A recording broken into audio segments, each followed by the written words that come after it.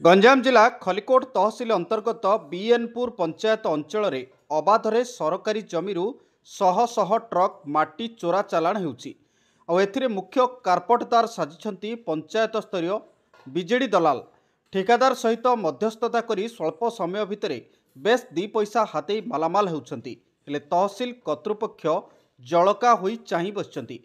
एहाद्वारा राजस्व विभाग लक्ष लक्ष टंका राजस्व हानि घटुची।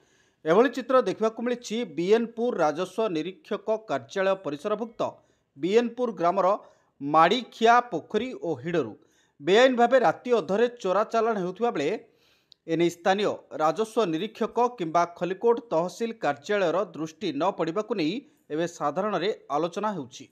ग्रामवासी मैंने एने प्रशासन को अवगत कराइथिले मध्य कौनसी पदक्षेप निया न जिबाकु नहीं संदेह सृष्टि होइछि। राजस्व विभाग और दलालंक मधु चंद्रिकार सरकार लक्ष लक्ष टंका राजस्व हराउथिबा बेले तुरंत पदक्षेप नेबाकू स्थानीय लोके दाबी करछथि। ब्यूरो रिपोर्ट तेज ओडिशा।